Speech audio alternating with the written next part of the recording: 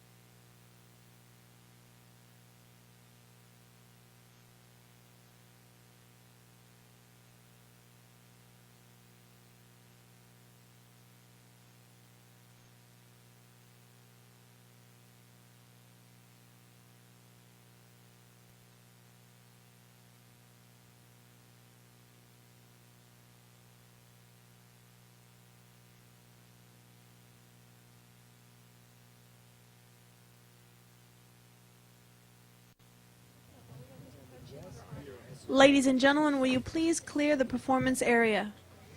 A crowd of people gathers outside a brick building with white columns and a domed cupola. The building is decorated with blue and white swags, and snow covers the ground.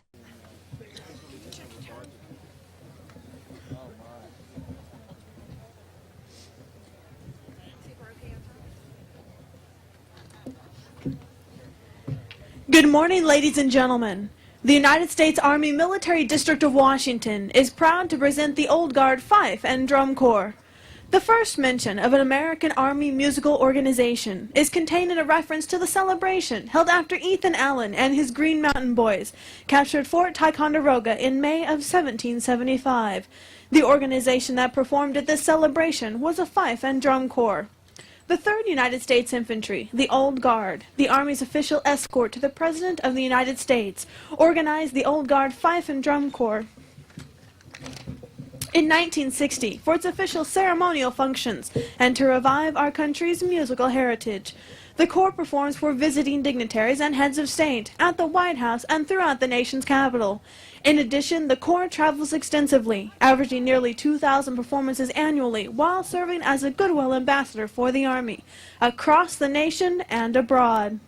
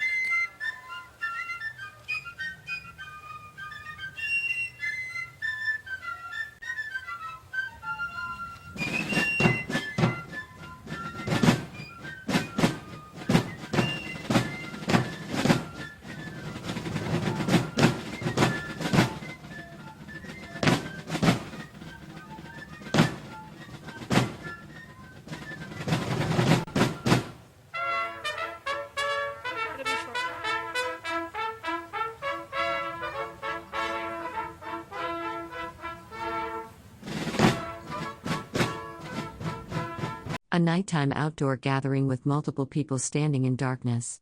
Bare trees are visible in the background against a dark sky.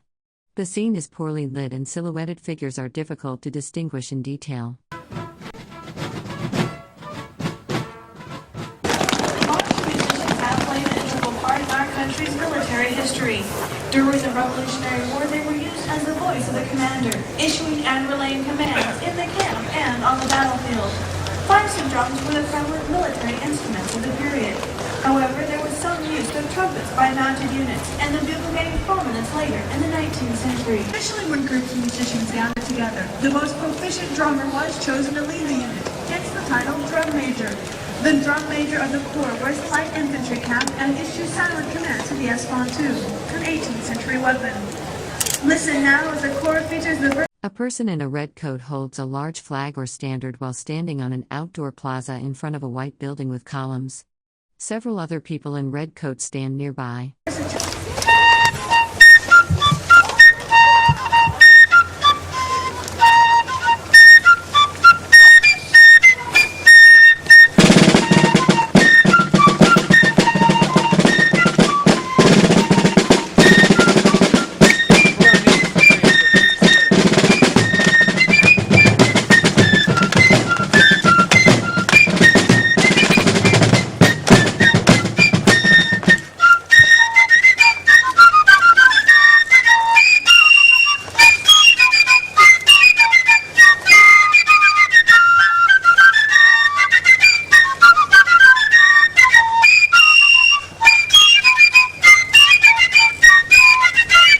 A group of people in red jackets with gold trim and bicorn hats stand in formation outdoors on a wooden boardwalk in front of a brick building. They hold drums and other instruments.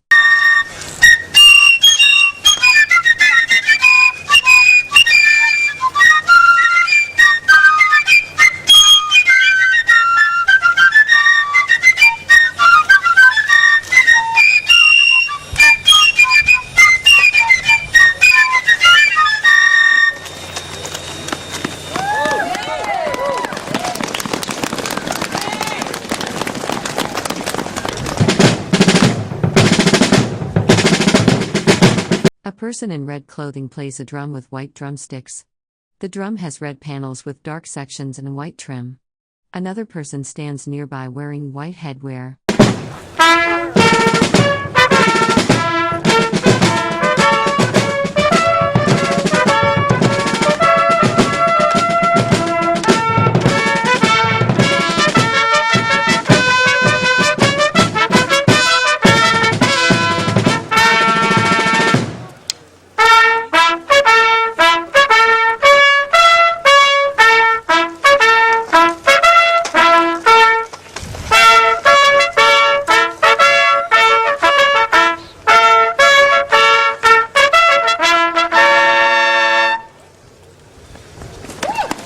A person in a pink jacket and tan pants stands facing a seated audience in an outdoor courtyard.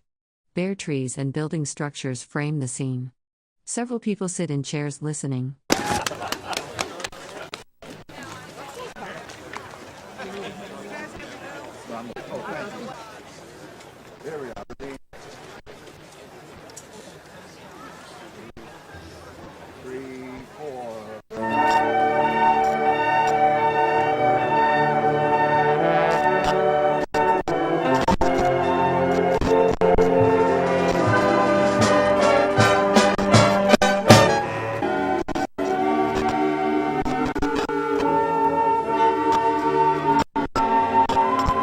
A group of people sit outdoors in chairs arranged in a circle or semicircle.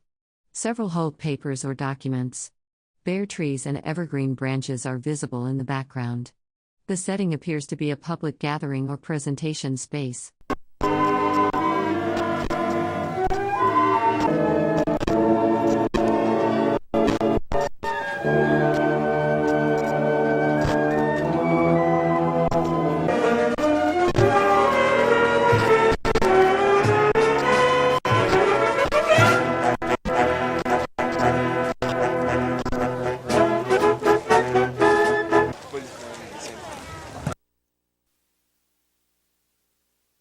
Several people stand in an indoor venue with blue draped tables.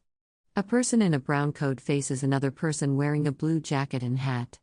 Other attendees are visible in the background near the tables and seating area.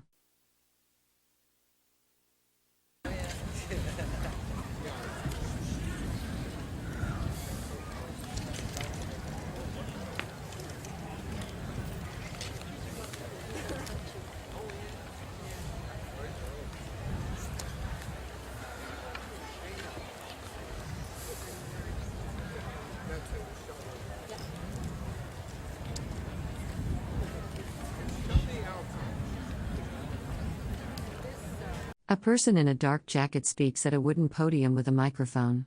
Bare tree branches are visible in the background. Another person sits to the right. Good morning. I'm Dan Jordan, president of the Thomas Jefferson Foundation, the private nonprofit corporation that's owned and operated Monticello since 1923. Sure, it's cold. Who cares? And don't forget that it was a lot colder for days on end along the trail of the voyage of discovery, whose memory we honor by being here today. They proceeded on, and so shall we.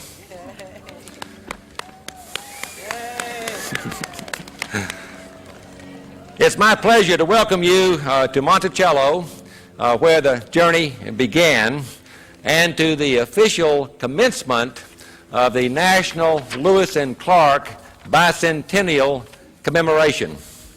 I welcome you on behalf of my wife, Lou, on behalf of the trustees of the foundation, on behalf of my colleagues.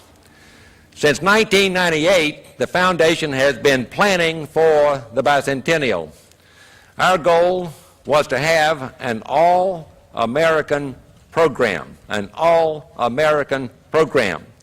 with many voices telling multiple stories, each compelling and instructive. We also wanted a program that would recognize the centrality of Thomas Jefferson in the Lewis and Clark story. This morning's event comes after a 4-day exposition featuring scholars and authors, performers, Native American tribes and nations and craftsmen, Lewis and Clark groups from across the nation, representatives of state, local, and federal agencies, and distinguished filmmakers.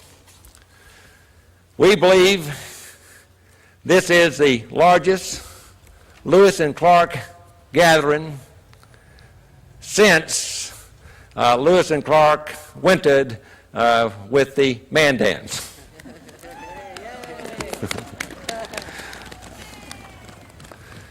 Over 1,000 of you registered for the exposition program, which was 5 days of around-the-clock programming. Those of you who registered, you 1,000 plus, hail from 41 different states. The District of Columbia. A person in a dark jacket speaks at a wooden podium with a microphone. Bare tree branches frame the sky behind them. Others sit nearby on the stage. Canada and Germany. I'd like to ask all of the individuals who participated in the exposition program this week to stand. Those 1,000 plus of you who were here for that. It's great to have all of you from across the land. Please be seated. Now I would like to ask the 75% of you plus others who are here today from a state that is west of the Mississippi River. So would all of those good folks stand and look at the hundreds of people here from across this great country. With us today are representatives of scores of partner groups in the community and coast to coast, partner groups with which the foundation has been honored to work these past 5 years. And we'll have more to say about our partners later. Also in the audience, and we are truly honored, are some 200 Native Americans from across the land. We especially salute their tribal elders and chiefs. They are representing 45 to 50 tribes and nations. And I would like to ask our Native American friends to please stand and be recognized. So, here's to you.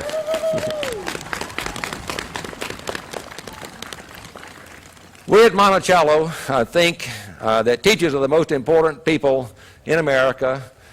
We think school kids are the future, and we're especially pleased that we have close to 500 school kids and teachers in seats of honor on the very front rows, and we'd like to ask them please to stand. It's great to have all of you with us.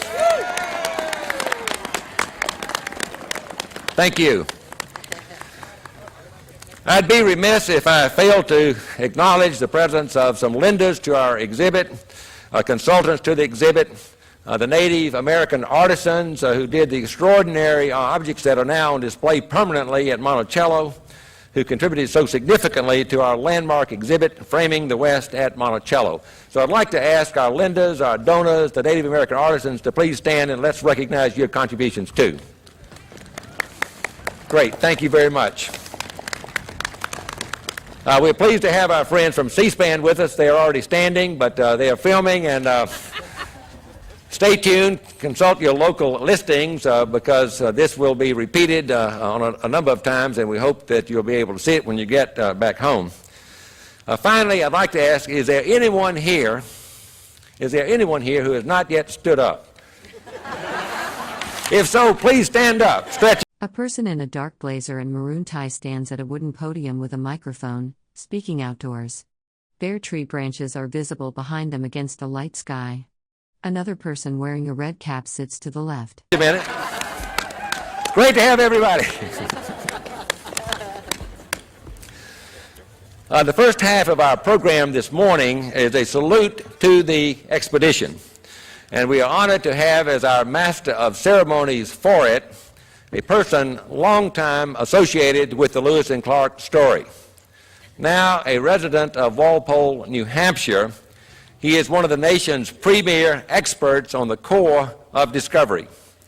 The author of 7 books, soon to be 8 books, he is an acclaimed lecturer and has served as writer and co-producer with Ken Burns, who's also here, of the award-winning public broadcasting documentary, 4-hour spectacular interpretation of Lewis and Clark. He's also an individual who has personally experienced every foot along the trail. Ladies and gentlemen, our Master of Ceremonies, Dayton Duncan.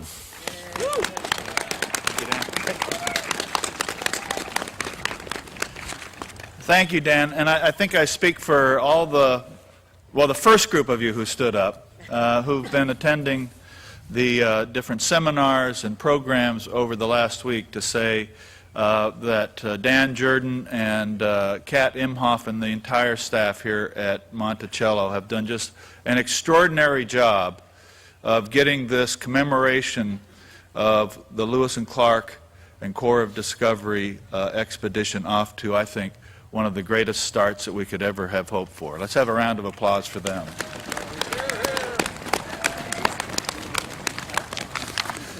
Dan didn't tell you, there's a lot of people who are as infected with Lewis and Clark-itis out here as I am, although I don't think anyone's got it worse than I do. He wanted to keep me in sight the whole time because I've threatened to go down to the gravesite of Mr. Jefferson, who, as many of you know, wanted 3 things written on his tombstone: that he was the author of the Declaration of Independence, that he was the author of the Articles of Religious Freedom in the Virginia Constitution, and that he founded the University of Virginia. Now, all those are okay, I guess, but I think he forgot something that was equally important, that had as profound consequences on the nation that he helped get started with the Declaration of Independence, and that was both the Louisiana Purchase and sending, and at roughly the same time, sending Lewis and Clark and the Corps of Discovery from here to the Pacific coast with what he hoped would become an empire of liberty. And so I've threatened occasionally at night to sneak down and etch into that tombstone some additions to us. And if there's any A person in a tan jacket stands at a wooden podium labeled Jefferson's West, speaking with a microphone. Bare trees and clear sky are visible behind them. Other people wearing red caps sit to the left. Volunteers for it, see me after the event and we'll see if we can work it out. This is where it all started, at Monticello in the mind of Thomas Jefferson. I've compared it often to the to the race for space. The Corps of Discovery, like the astronauts, were military men. The big keel boat going up the Missouri River was the Saturn booster rocket. They even took along the 19th century equivalent of Tang, a thing, horrible concoction they called portable soup. But all of those things, this was mission control behind me, Monticello, and instead of all the computers and everything else of NASA was the mind of Thomas Jefferson. So it's very appropriate that we begin our commemoration and the start of it here at Monticello. We're going to have a great program for you, different tributes to different people. We have a lot of music throughout the day, both from some military organizations and from some tribal groups as well. I want to make clear to everyone that in all this, the different music that we're having, it's not celebrating military victories or anything like that. This is an honor to our shared history that we hope will be remembered throughout the next 3 years during the commemoration. Our first group is the Lewis and Clark Fife and Drum Corps from St. Charles, Missouri, and it's one of America's few all-youth fife and drum corps. Members range in age from 10 years old to 18. The group was organized 11 years ago, and they've spent the last year hosting dinners and staging silent auctions to raise enough money to travel here to Charlottesville for this historic event. The musicians play replicas of the 6- and 9-hole wooden fifes and rope tension drums used during the 18th and 19th centuries. Their uniforms are red wool coats and bearskin crested round hats, patterned after those of the U.S. Army field musicians from 1804 to 1810. The flag bearers are dressed identically but with opposite colors, since they were considered part of the infantry. The Corps' signature tune is Explore the Purchase in honor of the Lewis and Clark expedition. Please welcome the Lewis and Clark Fife and Drum Corps from St. Charles, Missouri.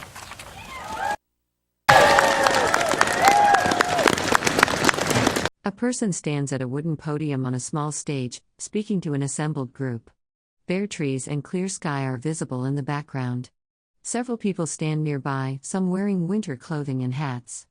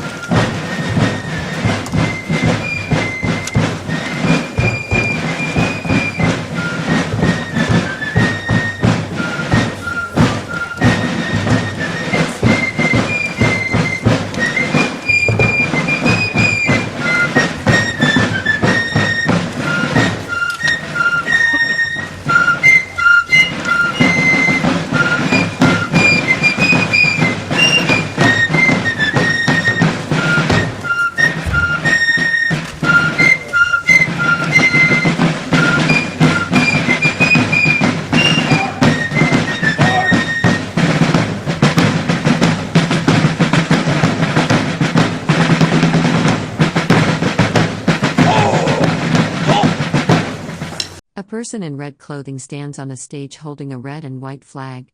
Other people in formal attire stand nearby. Large portrait displays and additional flags are visible in the background. Pull! Facing to the right! Face! Back rank, 1 step to the right, march. Back rank, 2 steps forward, march.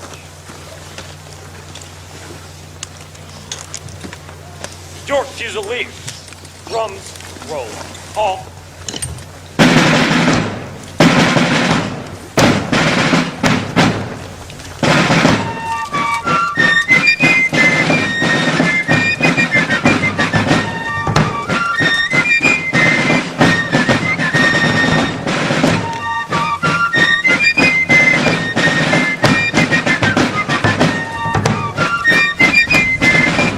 Several people in red jackets and black hats stand in an open-air setting, holding small flags with red and yellow sections. A person in the center wears a magenta and blue outfit. Small flags are visible in the foreground.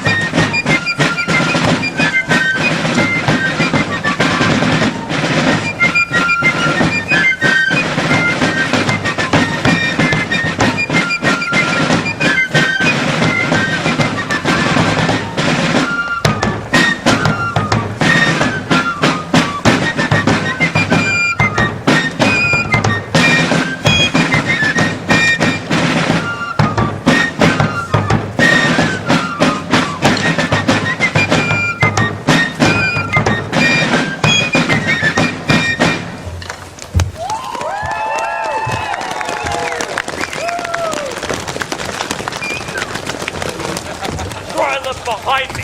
Drums roll off.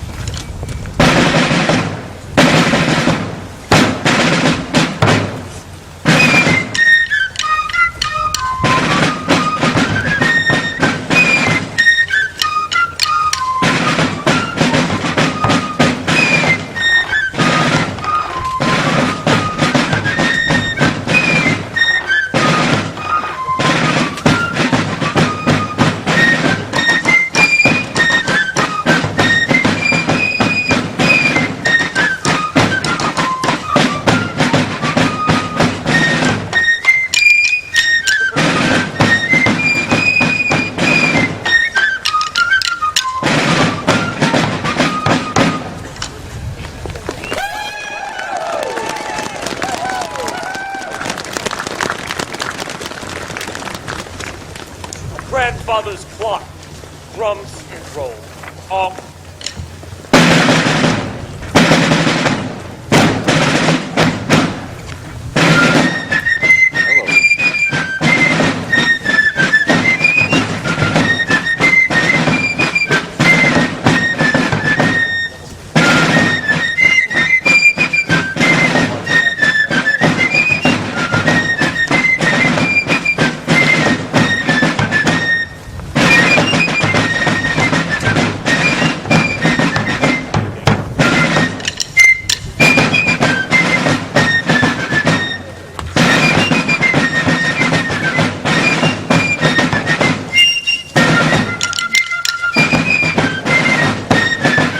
A marching band in burgundy uniforms and a bass drum performs outdoors in front of a seated audience. An American flag is visible on a building behind them, with bare trees framing the scene.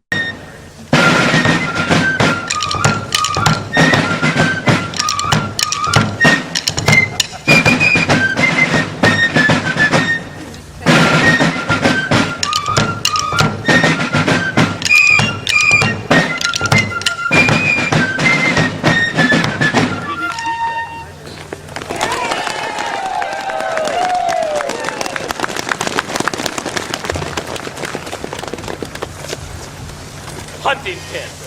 Drums roll off.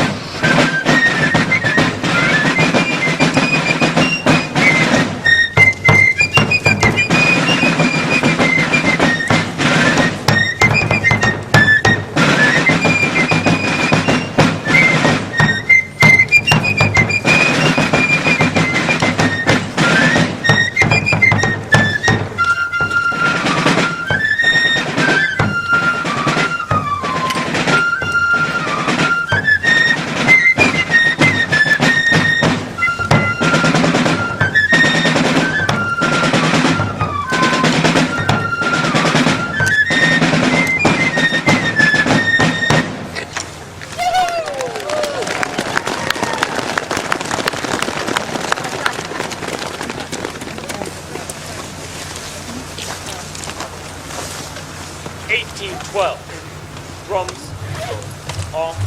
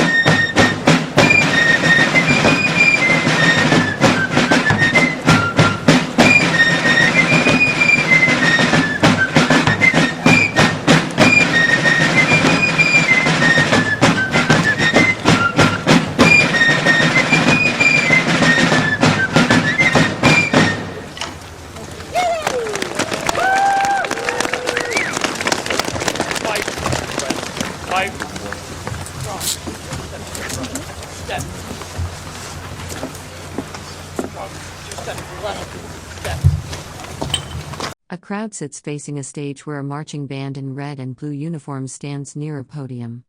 An American flag is visible on the right. Bare trees and a building frame the outdoor venue on a clear day. Aimless beating.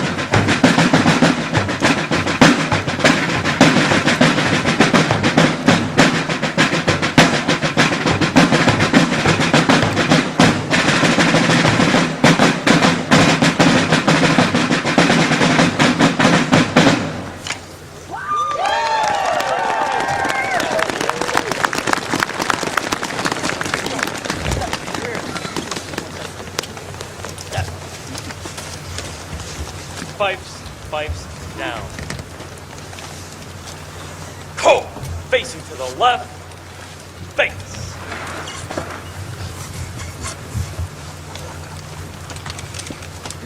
Cool. Recover.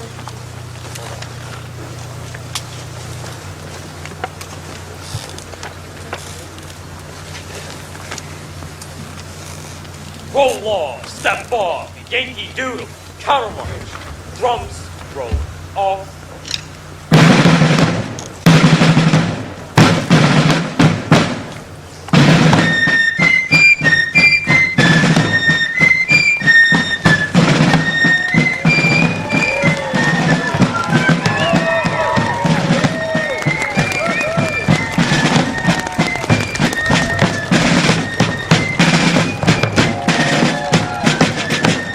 A marching band in burgundy uniform stands on a stage near a building with an American flag. An audience sits facing them on a bare ground area, with bare trees visible in the background under clear sky.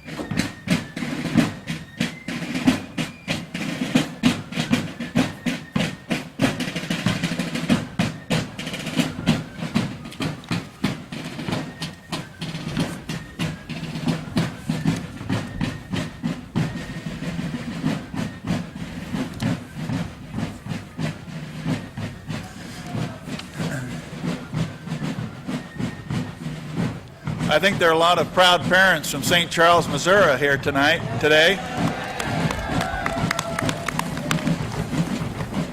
I don't know if any of you played in a high school band, but I did one in Indianola, Iowa, playing a tenor saxophone when it was this cold, and your lips freeze, and it's marvelous how well they could play those delicate instruments in cold weather like this. Let's have another round of applause for the kids from St. Charles. Poetry often has the ability to capture our emotions when nothing else can. Our next speaker, Karen Wood, is a poet as well as an enrolled member of the Monacan Nation of Virginia. Karen works as a researcher at the National Museum of the American Indian, part of the Smithsonian Institution in Washington, D.C., and is an activist for the rights of women, American Indians, and environmental issues. She also has a gubernatorial appointment to the Virginia Council on Indians. Her award-winning poetry has been published in numerous magazines and journals. Please join me in welcoming Karen Wood, who composed her poem, Homeland, for this occasion.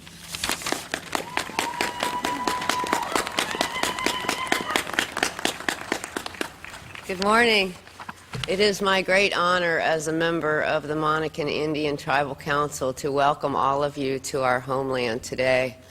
I would like to acknowledge my Native relatives who've traveled great distances to be with us today, members of the Monacan Indian Nation, especially our elders and our youth who are our future.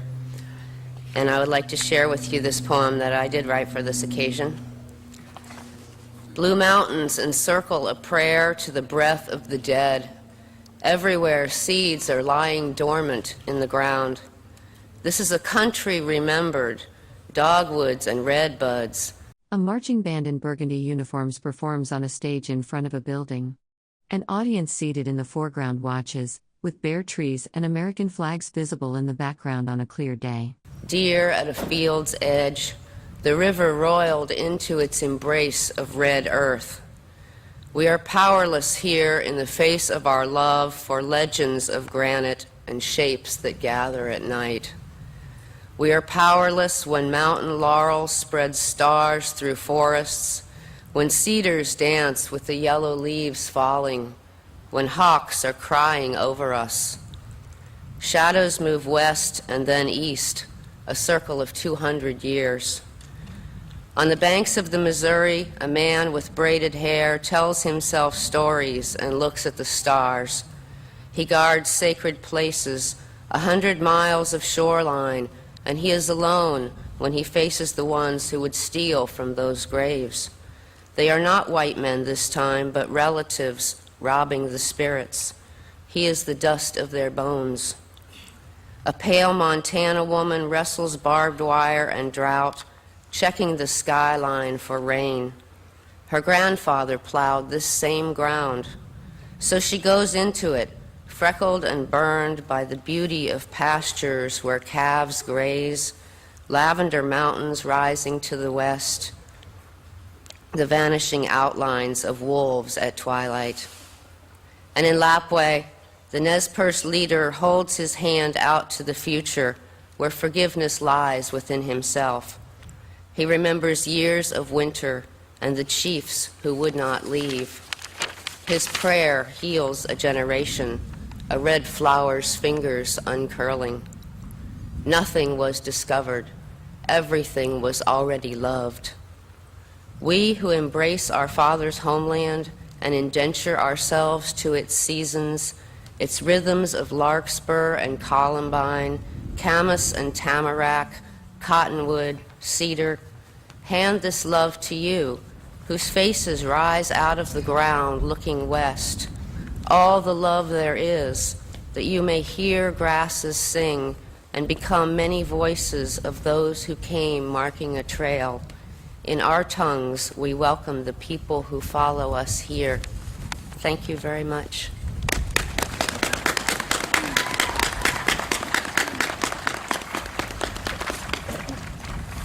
Thank you, Karen. That's a wonderful poem to start this bicentennial. Dan mentioned how cold it is. It was 45 degrees below zero outside Fort Mandan in January of 1805, so this is kind of nothing compared to that. Crossing the Bitterroot Mountains in September of 1805, William Clark wrote, "I have been cold and hungry and wet as I ever have." A marching band in red and blue uniforms stands on an outdoor stage with American flags while an audience seated in chairs watches from the foreground on a clear day with bare trees visible in the background. In my whole life, to account for the occurrences of today would be a repetition of yesterday, except for the snow, which made it much worse. So let's be thankful for the sun, at least. Let me point out to you that there is a hospitality tent located in the rear. It's back there. You may want to warm up a little bit inside as well as buy some hot chocolate or coffee. After you've had your third cup of coffee, you may want to know that restrooms are also located at the hospitality tent, as well as to my left under the south terrace and to my right behind the north terrace. In the summer of 2002, 6 middle schoolers, 2 teachers, and a filmmaker from Santa Barbara, California, rode their bicycles nearly 5,000 miles across the country, retracing the Corps of Discovery's historic expedition. They started their trek right here at Monticello and completed it at Fort Clatsop on the coast of Oregon. Along the way, just like Lewis and Clark, they made their own discoveries about themselves and about this vast country. As one of the bicyclists observed about midway across the country, geez, we just happened to ride down the road and something good happens. Please welcome John and Jacob Siegel-Baitner, father and son, who made this remarkable journey.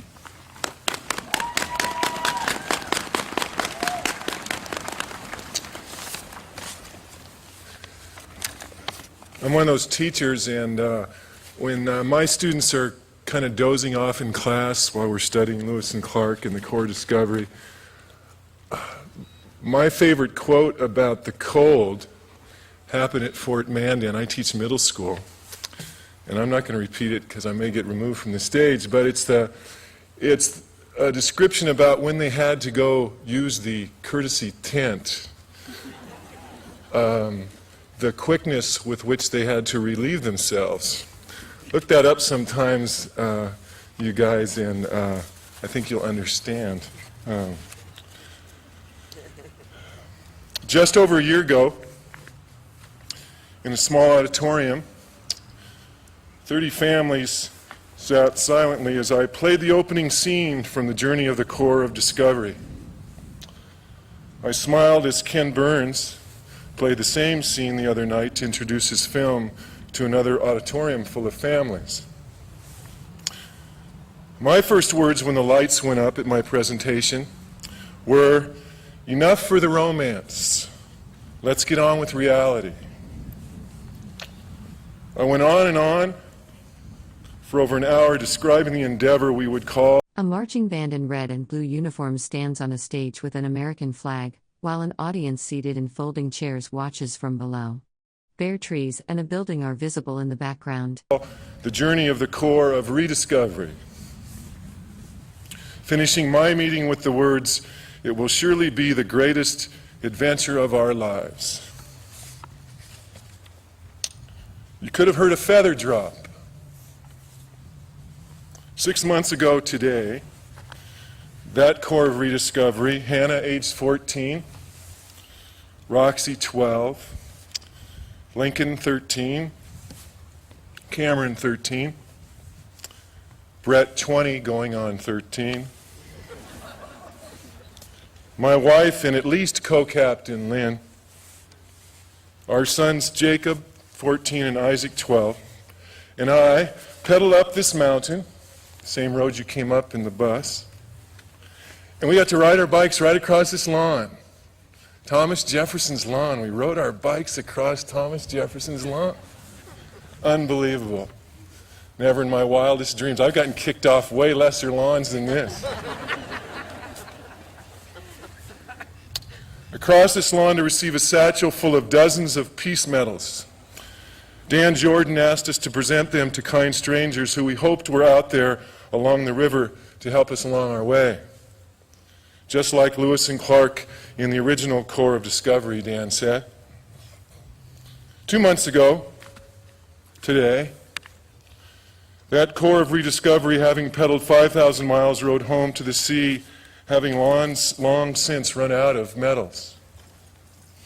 1 week ago today, Hannah and Roxy were sitting on our couch, fact-checking an article being written about our journey by a man who had fallen in love with us in Montana. What's with this Lewis and Clark this Lewis and Clark that stuff? Hannah said, throwing the pages on the table. Doesn't he know it's not just Lewis and Clark? Hannah proceeded to mark up the story, changing all those Lewis and Clarks to Corps of Discoveries. Just days ago, our son Isaac asked me to come and edit an autobiographical poem he had written for his middle school English class. Here it is. If you have any changes, raise your hand, please. It's called My Life on a Bike. I must explain that both Jacob and his brother Isaac came home from the hospital behind my bike being pulled in a trailer. A yellow bike trailer carrying a fragile newborn boy. An innocent toddler on top of a shiny red bicycle. A boy with a wide grin riding down the sidewalk. Focusing only on balancing on his new two-wheeler without... A marching band in burgundy uniforms and white hats performs on a stage beside a building, while an audience seated outdoors watches. Bare trees and an American flag are visible in the background. Falling. A young lad in a simple world. Slowly learning the ways of the world, growing into a teen full of hopes, dreams, and expectations, he takes a trip that changes his life forever. He comes back wiser and emotionally stronger, ready for the twists and turns of the ride called life.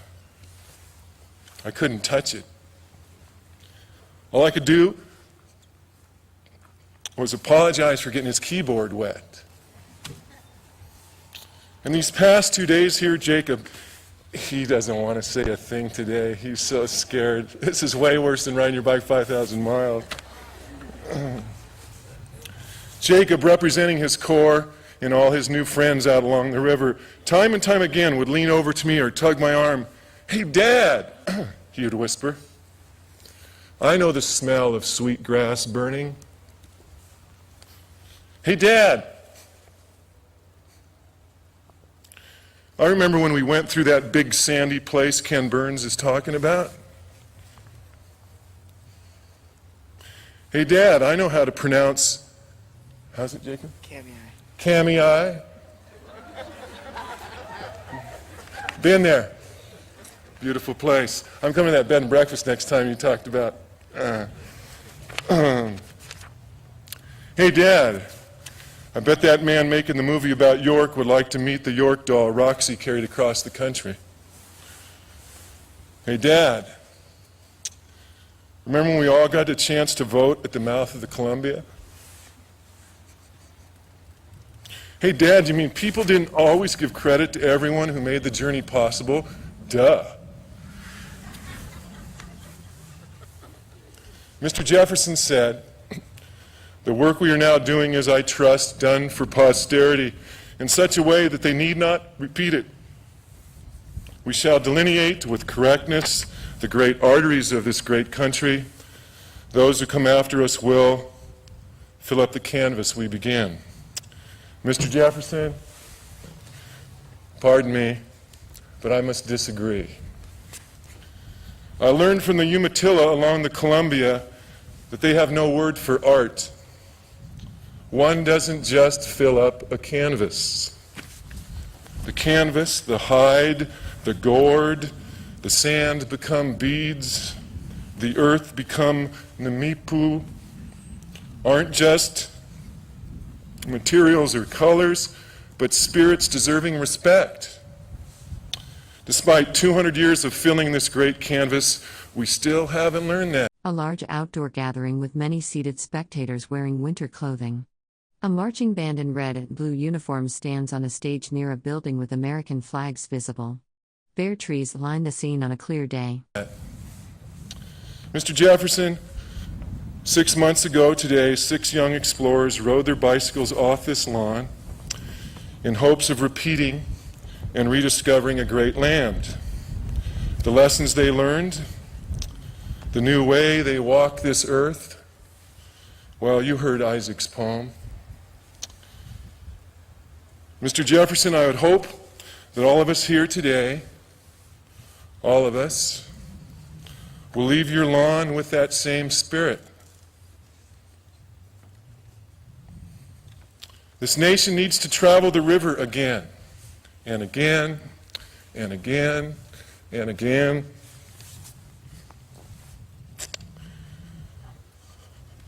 We need to travel on foot, on wheels, on keels, on pages, on screens, around fires. May we leave here as the teachers and parents your original core would have us be, fueling the dreams of our children with this great story, this so important story. Wouldn't it be wonderful if 100 years from today, on this very lawn, Nimipu, real people from many rivers, gather here to read poems like Isaac's, to make corrections like Hannah's, to share kinships like Jacob's, to tell stories of an America who came of age by rediscovering its greatest adventure. An America whose course was delineated not by its quest for medals of gold, but by its desire to share medals of peace.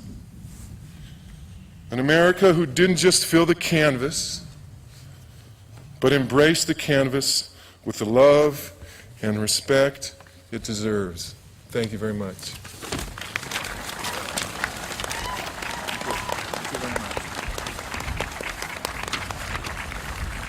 Thank you, John and Jacob. I've traveled the Lewis and Clark Trail from St. Louis to Oregon 4 times in a battered old Saab and a Volkswagen camper. I convinced my sister she could loan me with certainty, and a couple of other vehicles, and I've canoed and gone by horseback and hiked, and several people have asked me about biking, and I thought about it for maybe 30 seconds and said, no, somebody else can do it.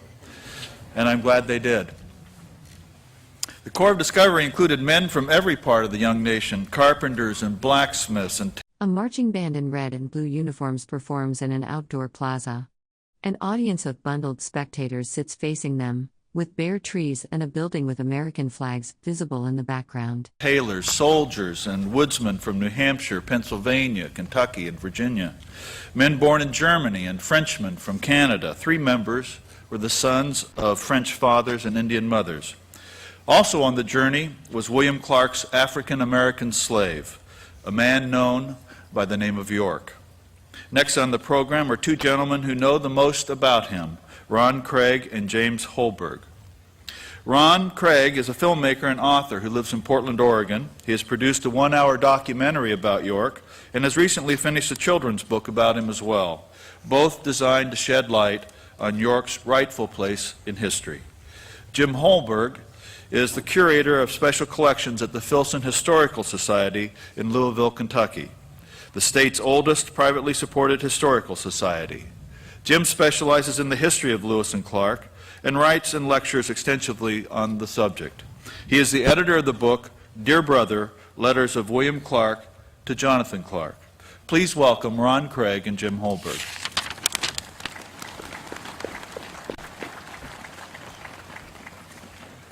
It's not really cold out there, is there?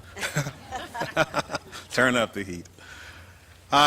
First, I'm going to get a little sort of a personal note on my whole experience out here. When I was first contacted to present a portion of Who Was York, I was just totally, really honored. Because York's experience is an experience that we all have probably gone through at some point in our life. And being here, I had the opportunity to speak at a number of the elementary schools. And the thing that I really like to impress upon the young children as far as knowing their history. In York's story is about the human spirit and survival and the adversities that we all go through in our life. I ran into a young African American, not physically running into him, but in the hall of one of the schools. And he'd asked me, he says, what did York look like? And I said, well, we really don't have any images of York. And he, young child, he says, well, didn't they take a photograph? And I gave him a little story about Matthew Brady real quick. And he understood that there weren't any Polaroids or Nikons in that time period. So I said, we really don't know. And he was just had this sort of confused look on his face. So I walked him over the hall a few feet, and I placed him in front of a mirror. And I said, that's what York looked like. He was an African-American slave. And this small child, African-American child, his eyes just lit up because it was so empowering for him to be able to have that tie to his history. And not necessarily that he was denied that history, it's just the fact that he was just uninformed at that point in his life. So I want to believe that that was a very empowering experience for him. So with that, I'm going to share just a little thumbnail sketch as far as what we have looked to find as far as what York was about. He was born in Caroline County, Virginia. He was born to John Clark, who owned his father, who was also called York. And he was Old York. And then there was a younger York, what we've in the film industry have called New York. So we wouldn't be confused about that. He was a playmate of William Clark, so they had a long relationship. This is not something that one day they decided to go on this expedition. So you would look at the idea there was only 2 years age difference. So when the Meriwether Lewis contacted Clark as far as going on the expedition, the first members of the expedition was York. And once again, the question is, why would he ask a slave to go along this expedition? Well, to go back a little bit, we can look at their youth as far as Clark and York. They both had developed the woodsman skills that were going to allow them to survive on an expedition of that caliber. So it was just not an accident that he said, I'm going to take my servant along to set fires for me or put out my clothes in the evening. Because York was a full working member of the expedition. His role in the expedition was very valuable, especially when it came to dealing with some of the Indian tribes. Because it was a very unique stature for an African American of that size. We have accounts that some of the native tribes actually thought that York was the leader and encouraged him to throw off the bonds of slavery and hang around with us for a while. It's okay.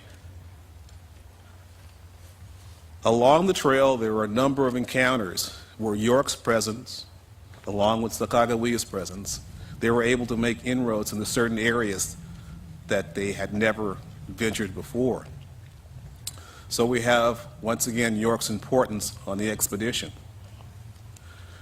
There are also a number of 2 geographical sites that were actually named for York. And once again, we're talking about 1805. York is property, no respect as far as within the slave master order. Now we look at that and ask ourselves, why would William Clark name different geographical locations for his slave?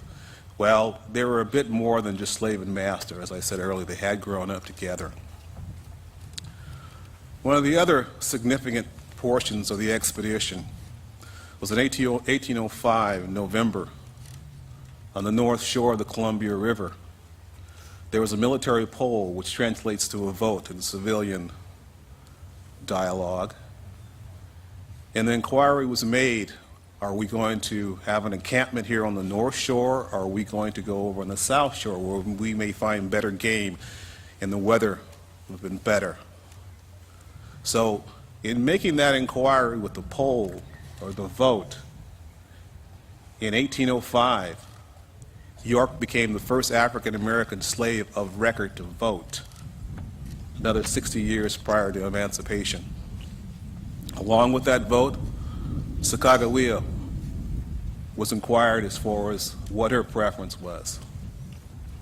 So here we have an African-American, an Indian woman, female, years before suffrage. And as I tell my students, that's a different documentary story we'll have to deal with later on. Those are very significant points in our history. But as our history has been chronicled, some of those things have been neglected or omitted. As a documentary filmmaker, it has been my honor to be able to bring these to the forefront and to have this forum. I look out once again as the children ask me, what did the Corps of Discovery look like? You are all the Corps of Discovery. You are a portion of it. The Corps of Discovery was a microcosm of every face that we see in this audience. And in closing, I'd like to read one portion from the children's book that I think really sums it all up. York was an important contributor to American history. His presence on the Lewis and Clark expedition was important to its success. His accomplishments, personal triumphs, and tragedies influenced the destiny of this land. His life is a story of the human spirit. He experienced the heights and depths of the world in which he lived, from the excitement of the expedition to the heartbreak of slavery. He knew how it felt to be treated as property, as an equal, and as a superior human being by different groups of people. York's strength and character serves as an inspiration to all people in today's world. He deserves to be remembered as a hero, and his place in history should not be forgotten. Thank you.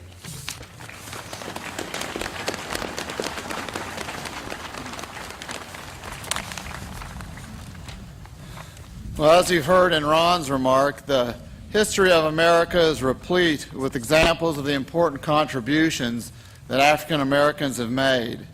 From the famous to the forgotten, Black Americans have been a part of our history and helped make us the great nation that we are.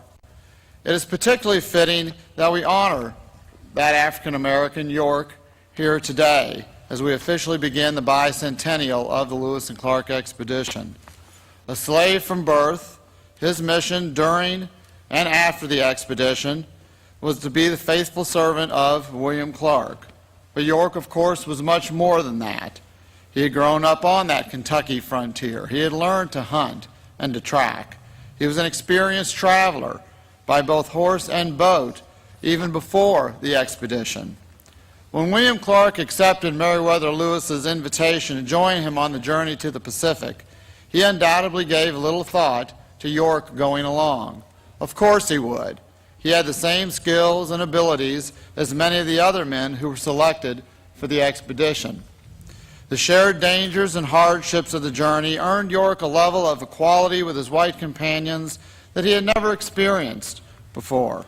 To this must be added how he was perceived by many of the American Indians that the Corps of Discovery encountered. To them, York was indeed unique, an awesome being. Because of his black skin, the very thing that marked him as inferior and a slave in white society, he was believed to have immense spiritual power. He was christened Big Medicine by them. York was seen as superior even to his white companions. What a revelation that must have been. Someone who had had ingrained in him since birth that he was inferior to the whites he was destined to serve, now being extolled as superior to them. Lewis and Clark used this awe to successfully advance the expedition. When the Corps of Discovery reached the Pacific, York became the first African American to cross the United States from coast to coast. But this taste of equality, superiority, and even freedom that York experienced over the course of his journey through this new world, this American West, ended upon the Corps' return.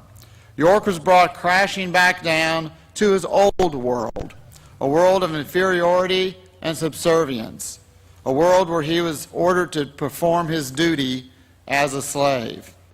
Denied the freedom that he told Clark he believed he had earned, York's post-expedition life became one of unhappiness, mistreatment, and frustration. York's ultimate fate is not definitely known. The happy ending of a return to the West and life among the Indians lacks the documentary evidence of the sad ending, an unhappy freedom and death as a broken man trying to return to his former master. But whether he died happy among those who honored him for the color of his skin, or died miserable among those who enslaved him because of it, York made an important contribution to our nation's history. As we begin the bicentennial of this American epic that is the Lewis and Clark expedition, let us remember and honor York and learn from the tragedy as well as the triumph of his life. Thank you. Thank you, Jim and Ron. There are many historians who would argue that at times Lewis and Clark's success or possible failure rested on the shoulders of a young American Indian woman, Sacagawea. Our next speaker, Amy Mossett, has spent 15 years researching the oral and written histories of Sacagawea. She is a co-chair of the Circle of Tribal Advisors, the group that is working so diligently to tell the story of Lewis and Clark and their expedition from the American Indian perspective. Amy is also Director of Tourism of the 3 affiliated tribes, the Mandan, Hidatsa, and Arikara, of Fort Berthold in North Dakota.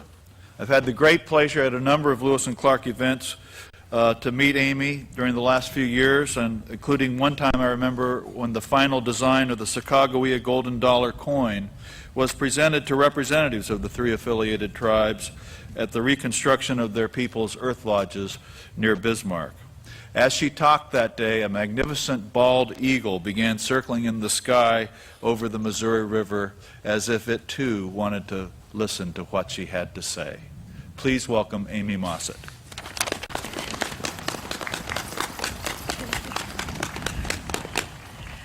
Thank you, Dayton.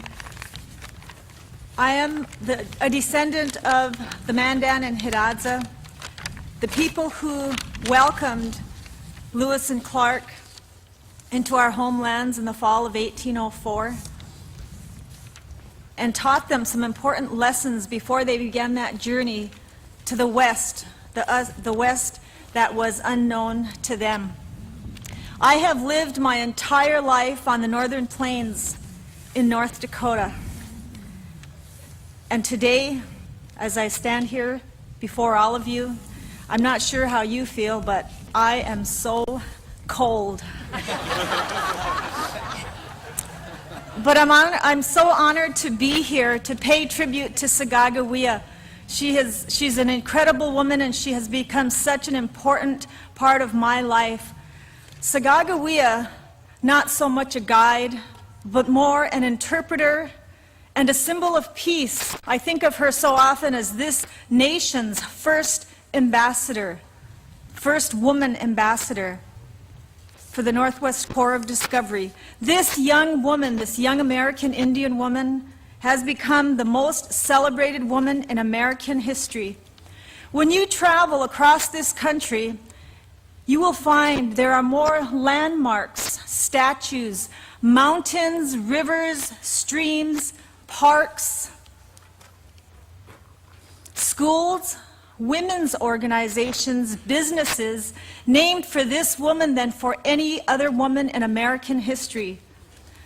The dollar coin bears this young woman's image, an image of her holding her young child that she carried with her on that incredible journey, traveling thousands of miles, with a child who was 55 days old when she left what is now North Dakota, and 19 months old when they returned. Her story with the Lewis and Clark expedition has emerged as one of the most intriguing and romantic, and I like to think of her as this story's leading lady. Sacagawea's role and her contributions to the success of the Lewis and Clark expedition have created a legend. To some, she is still a mysterious, almost mythical figure, a symbol of peace and friendship, one of courage, compassion, and determination. But for the Hidatsa and the Shoshone people, she is not just a romantic symbol or a mysterious legend. She is our ancestor. She is our relative.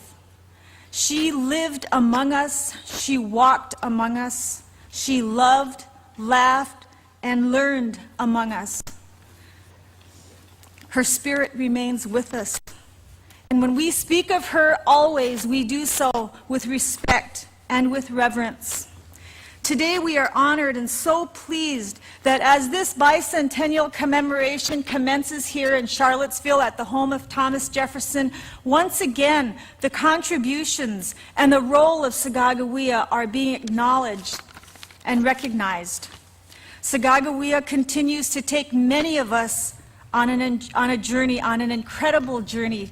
And when we travel across this country on the Lewis and Clark Trail, when we're standing out there near Great Falls, Montana, near that sulfur spring where she nearly died, or when we're walking along the ocean on those sandy beaches on the Oregon coast, or standing out there in Washington, watching the waves crashing against the shore, and when we're walking at what's left of her Hidatsa village, her Hidatsa home, near the banks of the Knife River in North Dakota, in that Hidatsa village called Awadikha, when we walk through those Earth Lodge impressions on the ground, or as we cross the Bitterroot Range of the Rocky Mountains, we know that her spirit is still there. Sacagawea has taken me to many places, introduced me to so many people who are now some of my best friends. She has brought me here today to the home of Thomas Jefferson. And I'm honored to pay tribute to this young woman on behalf of her relatives, her descendants among the Shoshone, the Hidatsa, the Comanche, and the Crow, and on behalf of all of the descendants of the people that she met when she traveled across this country on that incredible journey between 1805, returning in 1806, on that incredible journey with Lewis and Clark and the Northwest Corps of Discovery. Later this year, the state of North Dakota and the Mandan, Hidatsa, and Arikara Nation of North Dakota are going to gather in National Statuary Hall in Washington, D.C. And once again, we will honor and commemorate Sacagawea for her contributions to the Lewis and Clark expedition. And as we start off on this journey once again for the next 3 years and beyond, we hope that you will continue to remember this woman the way we do, with much respect and reverence. And thank you, Kat Imhoff, and the Circle of Tribal Advisors, Dan Jordan, everyone who has invited all of my tribal relatives, all of our tribal elders, all of us to be here, to be part of this commencement. It's an honor for us to be here. Thank you.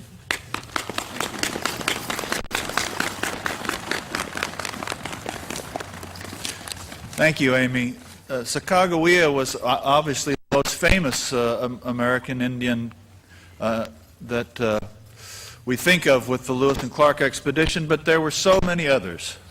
And I think the Bicentennial will help remind people of that great misconception that this was not an unpeopled wilderness that they traveled, but the home of more than 50 native peoples who at the most important moments of the expedition's survival generously offered them their help. And they had names too that can be found in the journals, people like Sheheke of the Mandans, who said, "If we eat, you shall eat," or Twisted Hair, or Watkawisa, the Nez Perce, Black Buffalo, and many, many, many others who had names and should be remembered as well. I think one of the great things about the commemoration that is beginning is that there's the federal government, its official reenactment, not reenactment, but retracing of the trail for education and memory that will follow the trail is led by my friend Gerard Baker, who was not only a National Park Service employee, but a Mandan Hidatsa, who I would ask to rise. And he is the Meriwether Lewis and Lewis Clark and William Clark of 2003.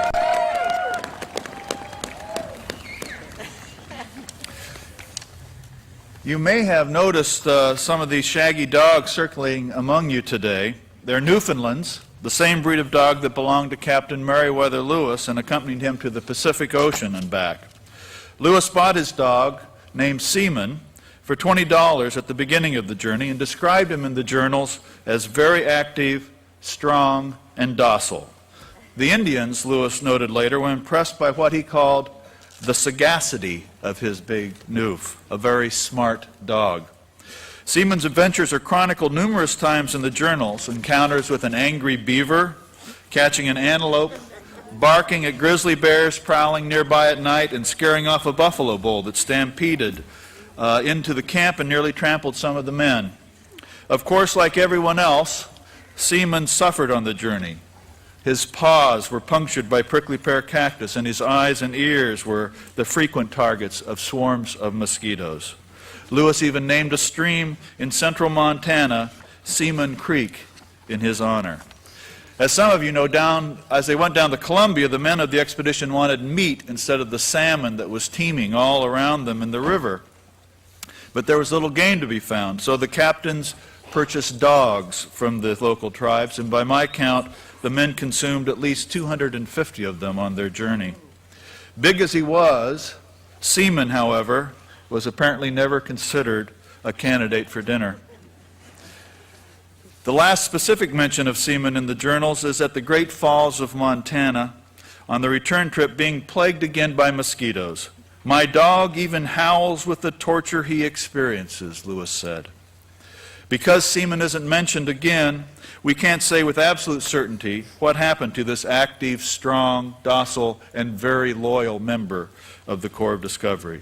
But many people, myself included, believe he was standing on the deck of the White Pirogue, barking with joy, his big tail wagging, when the expedition made its triumphant return to St. Louis in 1806. I want to thank Deborah Thornton and the Colonial Newfoundland Society for joining us here this morning with this wonderful collection of Seaman's descendants.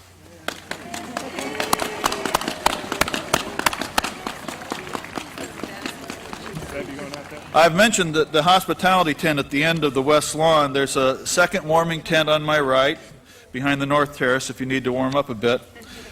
Feel free to walk around. Be sure to find a junior Girl Scout from Troop 3643 to get a Jefferson's West lapel pin just like this. Everyone should not leave without one of those. Back in the hospitality tent, there's a number of other things, including a satellite of the gift shop, where, here I'm the walking advertisement for these. You can find, if you're still cold, a Jefferson's West fleece, a tie that has parts of the Lewis and Clark journals on them, and of course some warm food and other things.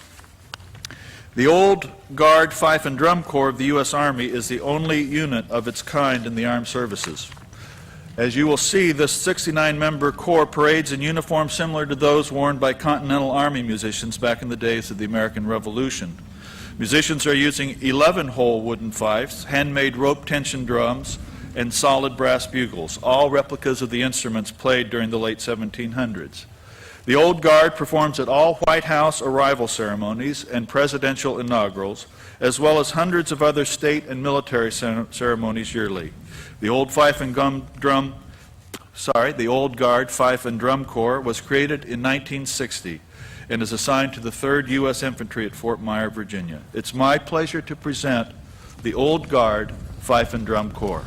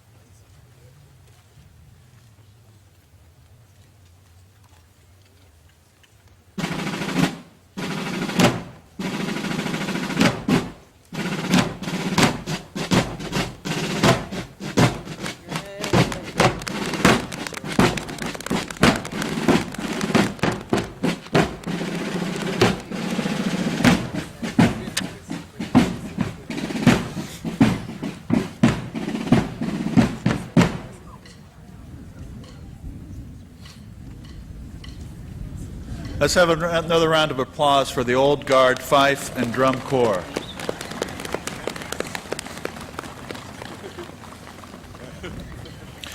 The United States Mint produced its first commemorative coin in 1892, and in 2004, the Mint is scheduled to unveil a brand new commemorative coin, a silver dollar, featuring two notable explorers and packaged in the most appropriate way. I'm going to introduce two women who will tell you the story of this unique partnership project. Gloria Eskridge is the Acting Director of Sales and Marketing for the United States Mint. Henrietta Holzman Foer, the director who is on your program, unfortunately was ill today and cannot be here. With her will be Dark Rain Tom, who is a clan mother of the United Remnant Band of the Shawnee Nation. She has been involved with planning national Lewis and Clark Bicentennial events for nearly a decade. She has made it her personal mission to raise public awareness of the contributions made by the tribes as they assisted Lewis and Clark in their historic journey 200 years ago. Dark Rain lives in a log cabin near Bloomington, Indiana, with her husband, author James Alexander Tom. Please join me in a warm welcome for Gloria Eskridge and Dark Rain Tom.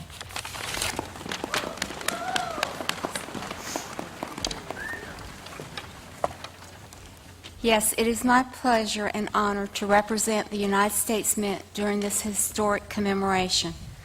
After all, the United States Mint went along with Lewis and Clark on their expedition in the form of peace medals, bearing the images of President Jefferson and the handshake of peace. The medals were minted by the then Bureau of the Mint during evening and other off-duty hours so as not to interrupt the production of coins for our new nation's commerce. The medals were intended as gifts for Indian chiefs to cultivate good relations. Even today, they remain valued reminders that the Corps of Discovery was as much about exploring peace as it was about exploring the new frontier. In honor of the Lewis and Clark expedition, the United States Mint will produce up to 500,000 commemorative silver dollars for issue in 2004. It gives me great pleasure to unveil this beautiful new design. I ask National Park Service Director Fran Manella and Dr. Robert Archibald, President of the National Council of Lewis and Clark Bicentennial, to help me unveil the distinctive artwork that will be featured on this commemorative coin.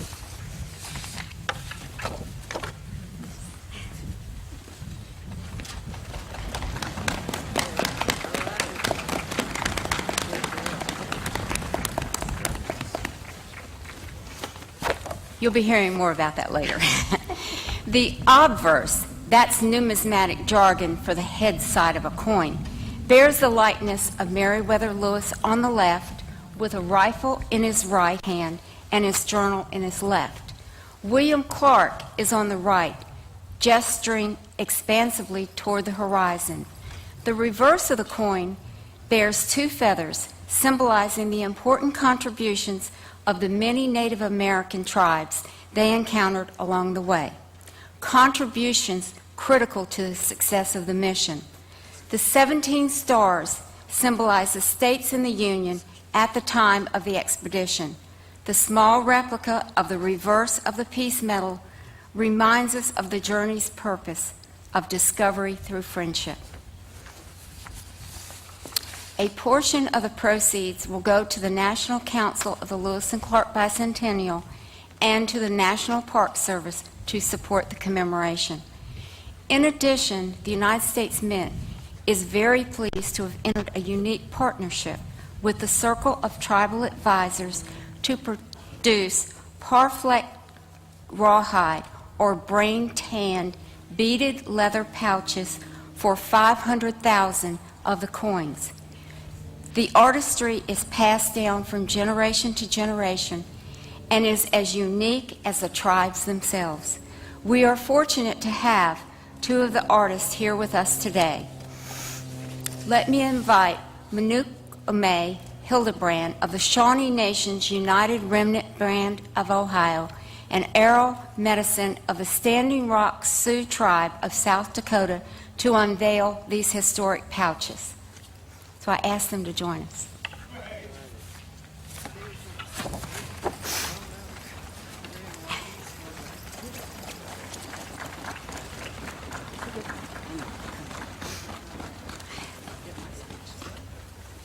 Would you like for me to go ahead and say thank you while they're getting... Yeah, if you want to.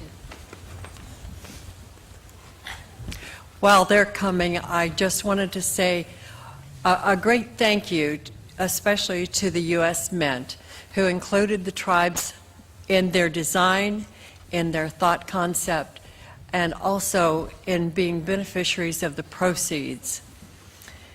We appreciate their respect and their recognition of the sovereign nations along the trail's contributions, of the richness of their cultures, and the richness of our diversity. As has been pointed out in several presentations this week, we don't do artwork. Everything that we do is for a specific purpose.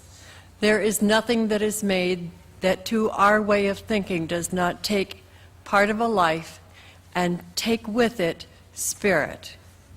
We are obligated spiritually that everything we do must be our very best to make the best use of the little life and the spirit that we have taken in the raw materials. I think as you see these items, these pouches, and the parfleche miniatures that are made, you will agree that beauty and the diversity of the tribes is an absolute delight.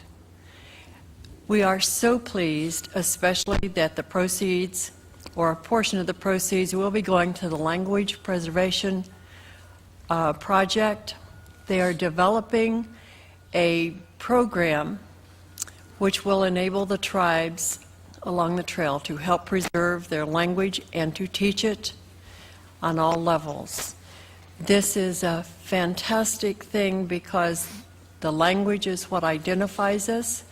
It holds the key to our history, to our culture, to our traditions.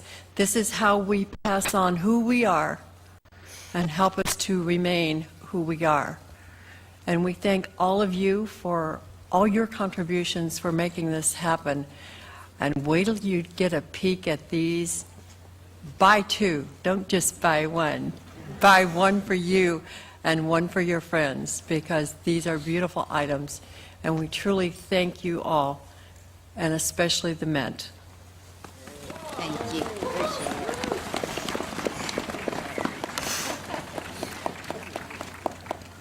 Thank you to everyone. There are other tribes participating in the project, and they are the Confederated Salish, Tunicani, and the Potawatomi of Montana, the Confederated Tribes of Umana, and the Indian Reservation of Oregon, and the Confederated Tribes of the Grand Ronde in Oregon.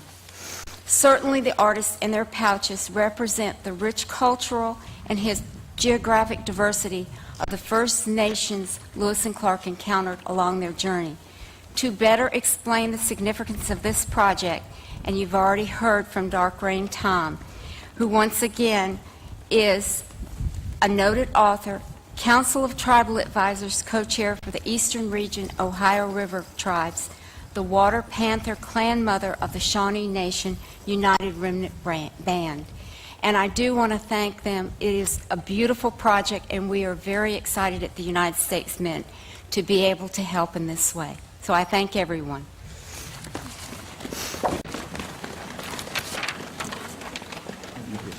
Good work.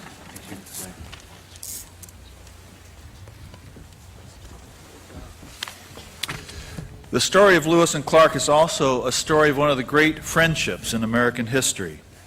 2 centuries later, the story still continues to create friendships. 20 years ago, I was canoeing in the White Cliffs of the Missouri, and totally by happenstance met a professor from New Orleans who I was told was a specialist in World War II history. But after only a few hours of paddling the Missouri with Stephen Ambrose, I realized that his secret passion was really Lewis and Clark. He had even read aloud from the journals at the wedding of his beloved daughter, Stephanie. 15 years later, with the publication of his best-selling book, Undaunted Courage, Steve's passion was a secret no longer and helped reignite national interest in the Lewis and Clark story. Steve very much had plans to be here today, but as many of you know, he died too young in October after a brief and heroic battle with cancer.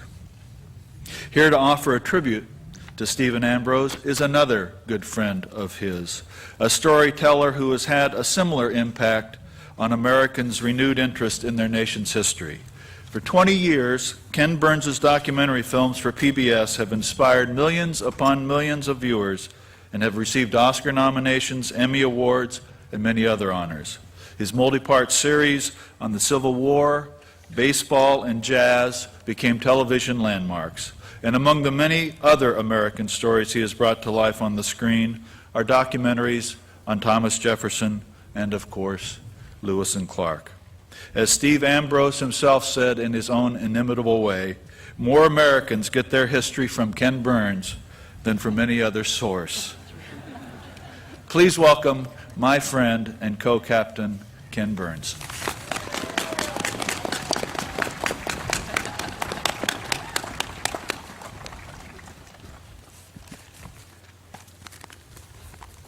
Thank you very much. I am tremendously honored and grateful to be a part of this historic moment, to be with all of you here this morning as we gather to commemorate and celebrate the bicentennial of the epic journey of Lewis and Clark and the Corps of Discovery.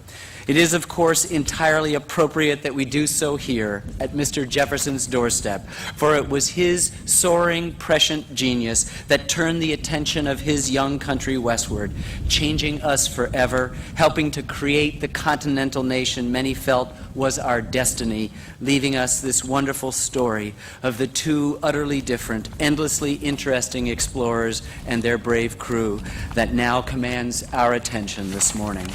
For many of us, this is a day of great happiness and thanksgiving.